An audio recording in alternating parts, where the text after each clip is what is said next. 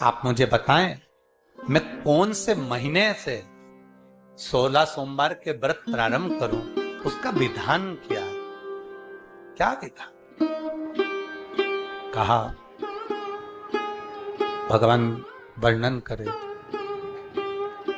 ऋषियों ने कहा, सुनो सुगंधा,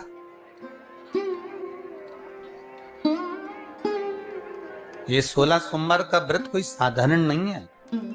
सुगंधा, संतान की प्राप्ति के लिए अगर 16 सोमवार का व्रत उठाया जाता है तो श्रावण के पहले सोमवार से उठाया जाता है। कब से उठाना चाहिए? श्रावण का पहला सोमवार। सुनो सुगंधा, यदि कोई विशेष बीमारी हो गई, बहुत रोग हो गया, तकलीफों में जिंदगी चल रही हो, बहुत कष्टप्रद जीवन चल रहा, तो बैसाख के महीने के पहले सोमवार से 16 सोमवार का व्रत उठाना चाहिए। और सुनो सुगंधा, उत्तम वर, उत्तम घर, व्यापार, व्यवसाय, नौकरी, पद, प्रतिष्ठा,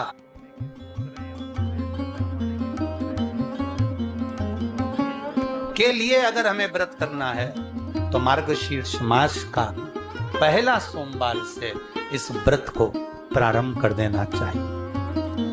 मार्गशीर्ष मास का पहला जो सोमवार हो उसमें इस व्रत को प्रारंभ कर लो। और सुनो सुगंधा, ये व्रत दोपहर के तीसरा जो पहर हो, प्रदोष काल, उस प्रदोष काल के समय पर आप इस शिवलिंग की पूजन अपने घर में पार्थिव बनाकर स्मरण कर कर भगवान देव अधिदेव महादेव के लिए प्रसाद तैयार कर कर, आप जिस भाव से भगवान शंकर का आटा सेक कर या चूरमा बनाकर या मलिदा बनाकर जो भी आप बना रहे हैं, उससे 3 हिस्से प्रसाद के इस 16 सोमवार के व्रत में भी होते हैं। कितने हिस्से होते हैं? 3 हिस्से। पशुपति व्रत में 16 सोमवार के व्रत में एक अंतर भारी है। पशुपति व्रत में 2 हिस्से मंदिर में रह जाते हैं, एक हिस्सा अपने साथ आता है और स्वयं को खाना पड़ता है।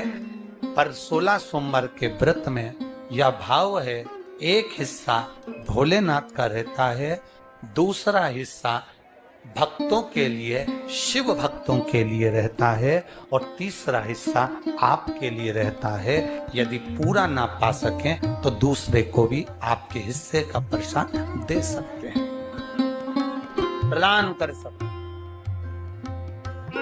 अब आ जाओ, बड़ा सुंदर प्रसंग